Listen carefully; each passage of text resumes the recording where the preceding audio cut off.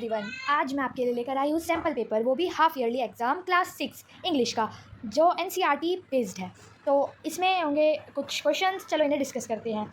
सबसे पहले यहाँ हमारा पहला क्वेश्चन है 15 मार्क्स का, जो रीडिंग का है। तो इसका जो पहला क्वेश्चन है वो कहता है कि read the following passage carefully and answer the questions. तो अब हम पैसेज पढ़ेंगे, उसे समझेंगे, उसके बाद आंसर करेंगे। तो जो सबसे पहले कह रहा है वो कह रहा है माँ। A short name of mother was a universal bearing, यानी कि माँ वर्ड जो एक छोटा फॉर्म होता है मदर का, वो एक ऐसा वर्ड है जो लोगों को यूनिवर्सली मिला के रखता है। In every language the first syllabus of mother is माँ। हर एक लैंग्वेज में सबसे पहले मम्मी के लिए वर्ड यूज़ होता है माँ, जैसे मदर, माँ, मैथी, अम्मा। इवन इफ काल्फ कॉल्स आउट माँ, यानी कि जब कोई बच्चा छोटा जो होता है गाय का या बकरी का, वो कैसे बुलाता है अपने आप को? माँ, यानी कि अपनी मम्मी को। तो आगे बढ़ते हैं। A women is a mother first and mother last. एक वुमेन ही मदर पहली होती है और लास्ट में मम्मी वही होती है। सी द सिंपल एक्सप्रेशन माजी which applies to all ages of women. The मतलब माजी जो वर्ड होता है ये हर एज की वुमेन के लिए यूज हो सकता है। Scriptures says women should be looked upon as mother through they take different forms: daughter, sister, wife, mother, mother-in-law, and in the end sign as the mother। यानी कि यह कहा जाता है स्क्रिप्ट्स में कि मदर को हमें, यानी हर एक वुमेन को हमें मदर की तरफ से लेना चाहिए, क्योंकि वुमेन्स अपना वो बदलती रहती है, जैसे daughter, sister, wife, mother, mother in law और लास्ट में मदर। यानी कि वुमेन अपना हमेशा डिफरेंट फॉर्म्स लेती हैं अपने। Nursing and looking after his husband like a child even of his life, यानी कि वो अपने मतलब अपने हस्बैंड को अच्छे से देखती हैं और उनका अच्छे से ध्यान रखती हैं जैसे वो कोई बच्चे हो। अब आगे पढ़ते हैं। In Sanskrit it is said that respecting to elders should give in the order of पट्ठा पिट्ठू गुरु देवम, यानी कि हमें अपने एल्डर्स को ऐसा बोलना चाहिए, यानी कि माथा यानी कि मदर, पिता यानी कि फादर, गुरु यानी कि टीचर और देवम यानी कि God. Here's also mother is held supreme position. Mother shapes the child future. She being out being best inherited in him. Only a mother can do it. यानी कि मदर अपने बच्चे का फ्यूचर को शेप देती है, ये काम सिर्फ मदर ही कर सकती है। तो आगे देखते हैं।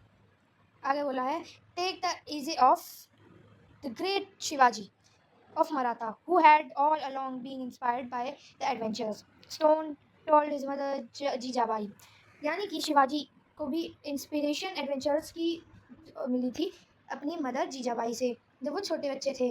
Only a mother can reach the depth and inspire him because she had given birth to him. एक मम्मी ही अपने बच्चे को अच्छे से इंस्पायर कर सकती है क्योंकि उसने ही उसे बर्थ दिया होता है। In distress, the child seeks refuge to him, यानी कि जब बच्चा बहुत डिस्ट्रेस्ड होता है तो वो अपनी मम्मी से थोड़ा सा रहता है। It gets the greatest consolation only from its mother, सबसे ज़्यादा उसे हेल्प, सबसे ज़्यादा सपोर्ट उसे से मिलता है अपनी मदर से मिलता है। It feels closer home in her lap, बच्चे को अपनी माँ की गोदी में थोड़ा अच्छा एक क्लोजर होम महसूस होता है। इवन अ मैन ऑफ 50 और 56 years of age turns to a child in front of his mother, यानी कि एक आदमी जिसकी एज 50-60 के आसपास होती है वो भी अपनी मम्मी के सामने एक छोटा बच्चा ही होता है। A union of mother and son a few life of separation proves this point, एक यूनियन मदर और सन्स का के हिसाब से ये प्रूव कर रहा है। He feels revived and of his worries and tensions comfort words of his mother, यानी कि उसने बहुत सुकून पाया अपनी वरीज और टेंशन्स को भूल गया अपनी मम्मी के कंफर्टेबल वर्ड से। Mother is the fountain head of love affection compassion, she is the only court where even the worst accused is pardoned, यानी कि मम्मी के सामने मतलब मम्मी आपकी लिए लव अफेक्शन होती है, वो उसका प्रतीक होती है और हर एक चीज़ माँ के सामने नहीं झुकती और वो हर चीज़ को सॉल्व कर देती है। She is the root of the family tree and the family ties continues and even exist only because of her grand presence. Family का रूट ही मदर को माना जाता है और फैमिली एग्जिस्ट भी एक तरीके से मदर की वजह से ही करती है। The absence of mother would leave a big scar on which can not be erased and the deep hollow we not filled, यानी कि अगर किसी की मम्मी ना हो तो जो उसके घर की हालत होगी वो वैसी नहीं होगी और वो उस टाइप का नहीं हो पाएगा। In short she compliments the meaning of the family, यानी कि छोटे शब्दों में बोला जाए तो वो ही सही समझती है फैमिली का मतलब। तो अब आ जाते हैं क्वेश्चन आंसर्स पे। तो पहला क्वेश्चन क्या कह रहा है, choose the correct one from the option given below. Women should be looked upon as mother said in religions, textbooks, scriptures, poems. कहाँ बोला गया है ये चीज़ कि वुमेन मदर जैसी होती है? स्क्रिप्चर्स में ही कहा गया है कि एक वुमेन माँ के समान होती है। नेक्स्ट यहाँ पे आ गया है हमारा क्वेश्चन कि माँ हैज़ अ सिंगल बेरिंग, माँ has a single bearing, universal bearing या फिर रीजनल बेरिंग, फैमिली बेरिंग। तो इसका जो सही आंसर आएगा वो आएगा यूनिवर्सल बेरिंग, यानी कि माँ वर्ड यूनिवर्सल में है, यानी कि हर एक कंट्री के हर एक लैंग्वेज में हर वक्त माँ यानी मदर वर्ड के लिए माँ यूज़ ज़रूर होता है। तो अब आगे देखते हैं नेक्स्ट क्वेश्चन। यह कह रहा है कि द एक्सप्रेशन माजी अपीयर्स टू, माजी वर्ड किसके लिए यूज़ होता है? ये तो सबको ही पता होता है, एक गर्ल के लिए, ग्रैंड मदर के लिए, यंग वुमेन के लिए, ऑल एजेस ऑफ वुमेन, ये यूज़ होता है ऑल एजेस ऑफ वुमेन। माजी word all ages of women के लिए ही यूज़ होता है। जैसा कि मैं आपको दिखाती हूँ, इसमें लिखा हुआ है कि माजी word all ages of womens के लिए ही यूज़ होगा। ये देखिए यहाँ पे लिखा है, ये रहा माजी which appears to all women all ages of women, ये रहा, यानी कि माजी वर्ड हर एज की वुमेन के लिए ही आप यूज़ कर सकते हैं। तो अब यहाँ नेक्स्ट आते हैं, women take the form of only mother, sister form, wife, different forms. तो वुमेन किन किन फॉर्म में रहती है? Different forms. ये भी वुमेन करती है, ये भी वुमेन करती है, ये भी वुमेन करती है, यानी कि ये सब, यानी कि वुमेन इसके अलावा भी करती है, इसलिए वुमेन डिफरेंट फॉर्म्स इसका आंसर आएगा। तो अब अगले क्वेश्चन पे चलते हैं। According to passage in what order should respect be given to elders in Sanskrit tradition, यानी कि संस्कृत ट्रेडिशन के हिसाब से हमें रिस्पेक्ट किस तरीके से देनी चाहिए? इसका आंसर है सेकंड, यानी कि मदर, फादर, टीचर, गॉड। देखिए क्वेश्चन पे आते हैं। Jijabai told Shivaji the story of moral, adventure, thrilling, religion. तो जीजाबाई ने शिवाजी को स्टोरीज बताई थी एडवेंचर की, किसकी बताई थी? एडवेंचर की, ना कि किसी और चीज़ की। नेक्स्ट पे चलते हैं। After separation a son feels relieved of his worries in tear of mother, smile of mother, comforting word of mother, touching of mother. इसका आंसर आएगा ये वाला, यानी कि कंफर्टिंग वर्ड्स ऑफ मदर। ठीक है, तो इसका आप कंफर्टिंग वर्ड्स ऑफ मदर लिख लेंगे। तो जब लास्ट क्वेश्चन है ये हमसे ट्रू फॉल्स पूछता है। Mothers are described as the fountain head of love, affection, compassion and in the passage. तो इसका आएगा ट्रू। इसमें बोला गया है क्या मदर्स को हम लव, अफेक्शन और कंपैशन के उससे बोलते हैं? पैसेज में क्या ऐसा लिखा है? तो हाँ लिखा है। अब करते हैं दूसरा पैसेज। ठीक है, books are very useful to us, they are the best companion of man, they never cheat the readers, books are a good source of knowledge, we get knowledge from different subject, we can read books of our taste। यहाँ test का जो मतलब है वो इससे है कि जो टॉपिक आपको पसंद है पढ़ने में आप उसकी बुक्स पढ़ सकते हो, और बुक हमें नॉलेज देती है, ये भी कहा गया है। उसके बाद enlighten our hearts and make us want to face the realities and difficulties of life, यानी कि बुक्स हमें हमारे हार्ट को मजबूत करती है और हमें इसके लिए मजबूत बनाती है कि हम दुनिया में के चैलेंजेस फेस कर सके और डिफिकल्टीज फेस कर सके। We can find everything in books, by reading books we can be used in the company to great writers of the past, यानी कि अगर हम बुक्स पढ़ते हैं तो हमें उसमें हर चीज़ मिलेगी और हम उससे अच्छे से राइटर्स के पास्ट के भी जान सकते हैं। We can make this world a better place to live in, books are the life blood of great masters mind, यानी कि बुक्स एक तरीके से उनका खून होती है, खून यानी कि अच्छा खून जो वैसे कहा जाता है ना, उसको बोल रहे हैं मास्टर माइंड्स का। We can never deny the utility, यानी कि हमें बुक्स पढ़ना कभी बंद नहीं करना चाहिए, हमें हमेशा बुक्स पढ़नी चाहिए। बुक्स हमारा एक बहुत अच्छा साथी भी होता है, हमें नॉलेज देता है, इस पैराग्राफ में ये कहा गया है। तो इसमें जो क्वेश्चंस पूछे गए हैं ये क्वेश्चंस ना ही आपके लिए उसके नहीं है, एमसीक्यू नहीं, इसके आपको प्रॉपर आंसर्स देने पड़ेंगे। तो जो सबसे पहला क्वेश्चन है वो कह रहा है what is the useful to us. तो हमारे लिए यूजफुल क्या है? क्या है हमारे लिए यूजफुल? बुक्स हमारे लिए यूजफुल है, बुक्स। तो इसको अब आप सेंटेंस में कैसे लिखेंगे?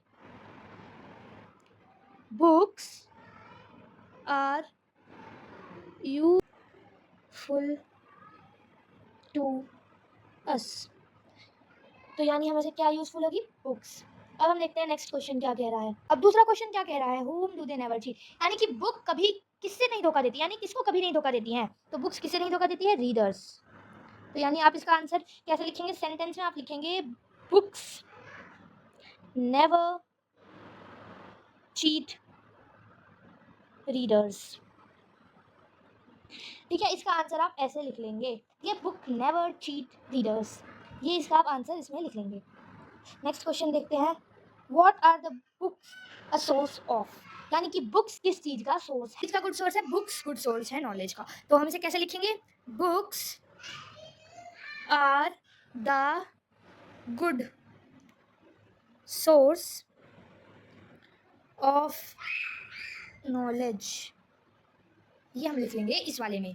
अब नेक्स्ट को देखते हैं। तो जो हमारा नेक्स्ट क्वेश्चन है वो कह रहा है कि on which subject can we get knowledge, यानी कि किस सब्जेक्ट पे हमें नॉलेज मिल सकती है। तो इसका आंसर है हमें डिफरेंट सब्जेक्ट पे मिल सकती है, यानी कि we can get knowledge of different subjects, इसका हम ये लिख लेंगे। ठीक है, ये वाला हमने इसमें लिख लिया है। अब नेक्स्ट क्वेश्चन पढ़ते हैं और देखते हैं नेक्स्ट क्वेश्चन क्या कह रहा है इस बारे में। तो जो नेक्स्ट क्वेश्चन है वो कह रहा है how do the books help us, तो बुक्स हमारा किस तरीके से हेल्प करती हैं। इसका आंसर बाकी सबसे थोड़ा लंबा कह सकते हैं। ठीक है, तो हम इसको लिखेंगे books help us by giving knowledge to us and making the world better place to live, यानी कि बुक्स हमें एक तो अच्छे से नॉलेज देंगी और हमारे वर्ल्ड को जीने के लिए बहुत बढ़िया बना देंगी ये बुक्स का। How can we make this world better place to live, we, तो इसमें पूछा गया हम इस वर्ल्ड को बेटर प्लेस कैसे बनाएंगे, तो इसमें लिखिए we can make world better place to live by reading books and getting knowledge from them,